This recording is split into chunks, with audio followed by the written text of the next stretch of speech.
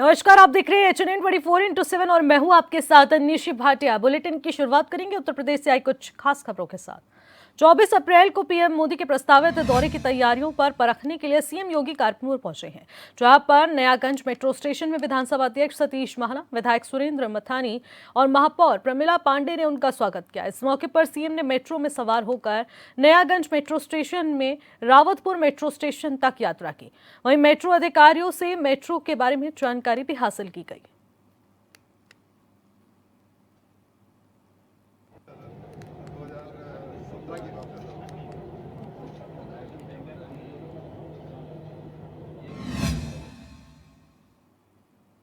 अब इसी कड़ी में आज मुख्यमंत्री योगी आदित्यनाथ ने गोरखपुर में हरबर अठाबांध 4 लेन रोड परियोजना का निरीक्षण किया। इस मौके पर कार्यक्रम को संबोधित करते हुए सीएम ने कहा कि गोरखपुर में तेजी से विकास हो रहा है, ट्रैफिक व्यवस्था में सुधार हुआ है और आगे सीएम ने कहा कि बाढ़ से बचाव के कार्य लगातार जारी है। नए नालों के निर्माण में बढ़त देखने को मिल रही है। सरकार बाढ़ से बचाव के लिए ठोस कार्य कर रही है।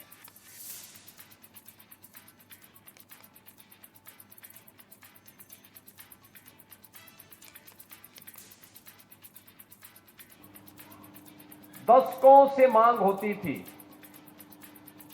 अगर पूर्वी उत्तर प्रदेश में कहीं बाढ़ आ जाती है तो गोरखपुर महानगर एकमात्र केंद्र होता है जहां से बचाव के कार्य होते हैं। वह सड़क मार्ग से या फिर वायुसेना के माध्यम से ये सभी कार्य सुगमतापूर्वक संपन्न हो पाते हैं। लेकिन दशकों से मांग हो रही थी कि सिटी के बचाव के लिए उचित उपाय किए जाएं। याद करिए 2017-18 में इसी क्षेत्र में, इसी हावड़ तटबंध पर जब राप्ती नदी का लेवल उठ रहा था, तब बाढ़ से बचाव के लिए अत्यंत संवेदनशील स्थिति बन गई थी।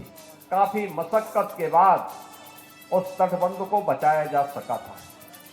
और आज बाढ़ बचाव के साथ साथ गोरखपुर के अंदर यातायात की बेहतरीन व्यवस्था के लिए जिन्हें बाहर निकलना है वे बाहर हावड़ बंधा से डोमिनगढ़ में पहले रेलवे लाइन पर कोई भी व्यवस्था नहीं थी। इस पार से हावड़ बंधा से माधोपुर तटबंध की ओर नहीं जा सकता था व्यक्ति। अब एक व्यवस्था बनाई जा रही है कि ट्रांसपोर्ट नगर से लेकर के डोमिनगढ़ तक ये 4 लेन की सड़क होगी।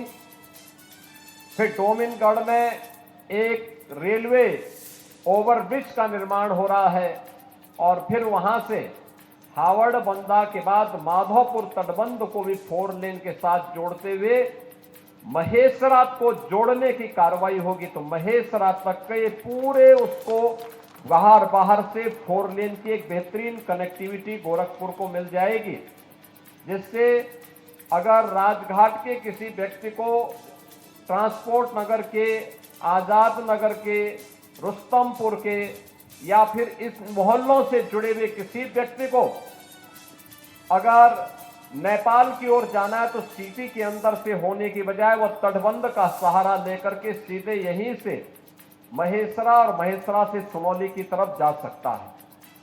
या सुनौली की तरफ से कोई आ रहा है, नेपाल की ओर से कोई आ रहा है, इस तटबंध का सहारा लेकर के सीधे वह अपने यहां आ सकता है। शेष सिटी को यातायात से बचाया जा सकता है। यह यात्रियों के साथ साथ माल भाड़ा पे भी लागू होता है। आप देखते होंगे माल भाड़ा की मुख्य मंडी साहबगंज यहीं पे है और यहां पर कपड़े का भी बड़ा व्यापार है।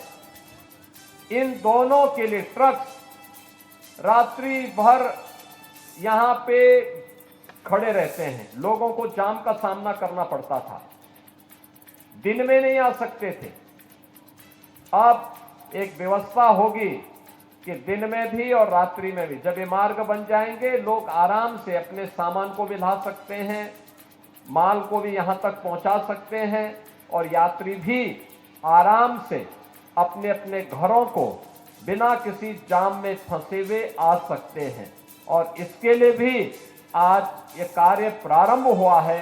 इसको पीडब्ल्यूडी इसका निर्माण कार्य कर रही है, ब्रिज कारपोरेशन रेलवे ओवरब्रिज का निर्माण कर रही है और सिंचाई विभाग भी साथ में सहयोग कर रहा है कि अगर कहीं पे कोई रेगुलेटर है तो बरसात के पहले पहले उस रेगुलेटर को ठीक कर ले, जिससे सिटी के अंदर कहीं भी जल जमाव की समस्या का समाधान न हो पाए, तो उसका समाधान हो जाए और कोई भी जल जमाव की समस्या सिटी के अंदर न होने पाए। इसके लिए जो ये 3 बड़े कार्य यहां पर दिए जा रहे हैं, इनमें गोरखपुर राजघाट पुल से लेकर के डोमिनगढ़ तक ये लगभग 4 किलोमीटर से अधिक का 4 लेन बनेगा। 195 करोड़ रुपए की लागत से यह मार्ग बन रहा है। ऐसे ही डोमिनगढ़ से माधोपुर तटबंध होते हुए और ये महेसरा तक जाएगा। यह लगभग 10 किलोमीटर से ऊपर होगा, 10 किलोमीटर 200 मीटर का यह मार्ग होगा। यह लगभग 380 करोड़ रुपए इस पे खर्च होंगे। और डोमिनगढ़ में एक रेलवे ओवरब्रिज का निर्माण होगा जिस पर 132 करोड़ रुपए लागू खर्च होंगे। यानी कुल 700 करोड़ से ऊपर का यह कार्य आज इस क्षेत्र की जनता के लिए स्वीकृत किया गया है, जिस पर युद्ध स्तर पर कार्य चल रहा है। मुझे पूरा विश्वास है कि समय से कार्यदायी संस्थाएं इन कार्यों को करेगी, गोरखपुर के लोगों को इससे राहत होगी। और मैं ऐसा मानता हूं कि तात्कालिक रूप से कुछ लोगों को परेशानी हुई होगी, प्रशासन इस चीज को सुनिश्चित करेगा कि किसी का भी मकान या कोई मंदिर, कोई धर्मस्थल मार्ग में आ रहा हो, उसको सम्मानजनक ढंग से व्यवस्थित रूप से उसका पुनर्वास करते हुए लोगों को उसका कंपनसेशन भी दे दिया जाए और सम्मानजनक ढंग से इस पूरे कार्यक्रम को आगे बढ़ा करके आम जन और व्यापारी की सुरक्षा की, उसके सुविधा की को महत्वपूर्ण रखते हुए, उसको सर्वोच्च प्राथमिकता देते हुए आगे बढ़ाने का कार्य स्थानीय प्रशासन, पीडब्ल्यूडी, ब्रिज कारपोरेशन और सिंचाई विभाग के लोग करेंगे। मैं आज के इस अवसर पर एक बार फिर से आप सबको इस योजना के लिए हृदय से बधाई देता हूं, अपनी शुभकामनाएं। और इसी के साथ अगली खबर का रुख करते हैं। बरेली पहुंचे विश्व हिंदू परिषद की नेता साध्वी प्राची बरेली आई हैं और जहां उन्होंने बंगाल से ममता बनर्जी और बीजेपी समेत विपक्ष को आड़े हाथों लिया और एक बयान जारी किया। उन्होंने कहा है कि हिंदू यहां पर नहीं बचेगा, तुम्हारी सरकार भी नहीं बचेगी। ममता बनर्जी बंगाल को बांग्लादेश बनाना चाहती है। हिंदू अल्पसंख्यक हो रहा है और अब भी नहीं जागे तो देर हो जाएगी। बंगाल का हाल कश्मीर से भी बुरा हो गया है।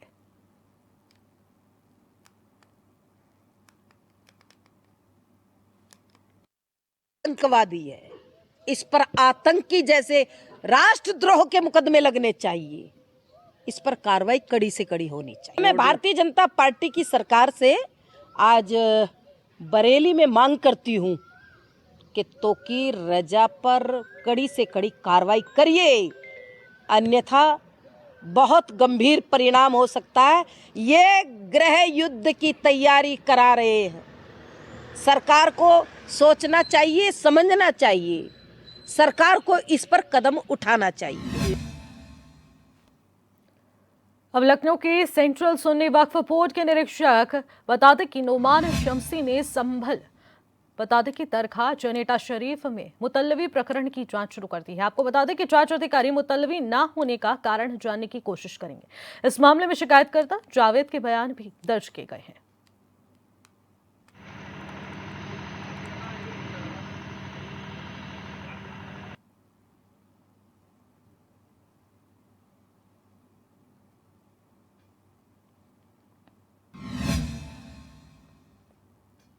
अब संभल में झोलाछाप डॉक्टरों की धरपकड़ के लिए सरकार की ओर से अभियान चलाया जा रहा है। इसी क्रम में स्वास्थ्य विभाग ने छापेमारी की कार्रवाई को अंजाम दिया। ऐसे में एसपी ने बताया कि लगभग 71 अस्पतालों के खिलाफ कार्रवाई की गई और आगे भी ऐसे अस्पतालों के खिलाफ बड़ा एक्शन लिया जाएगा। जनपद संभल में कुल 106 क्वैक्स जो अवैध रूप से क्लिनिक चल रहे हैं, पहले उनका सर्वे किया गया। उसके बाद पुलिस और प्रशासन की और सीएमओ की एक कोऑर्डिनेटेड रेड में कल 71 जगह पे रेड मारी गई और उसमें 71 अभियोग भी पुलिस के द्वारा है वो पंजीकृत कराए जाएंगे। आम जनता से अपील है कि इस तरीके के क्वैक्स जो कि रजिस्टर्ड नहीं है उनमें अपना ट्रीटमेंट ना करवाएं। ट्रीटमेंट के अलावा स्पेशली पिछले काफी समय से महिलाओं ने अपने प्रसव जो है वो भी इस तरीके के इलीगली चल रहे सेंटर्स में करवाए हैं, जिसकी वजह से या तो प्रसव पीड़ा में महिला की डेथ हो जाती है या फिर जो नवजात बच्चा है उसकी भी डेथ होने के मामले प्रकाश में आए।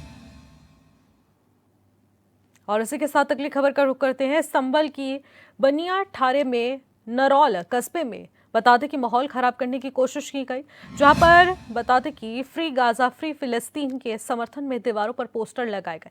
मामले का संज्ञान लेते हुए पुलिस ने सीसीटीवी फुटेज के आधार पर 6 लोगों को चिन्हित किया है और जांच शुरू कर दी है।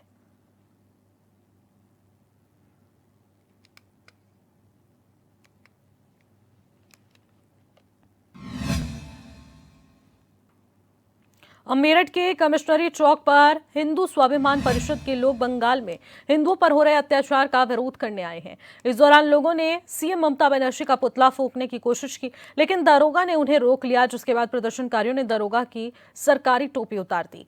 वहीं महिलाओं समेत प्रदर्शनकारियों ने पुलिसकर्मियों के साथ अभद्रता भी की है।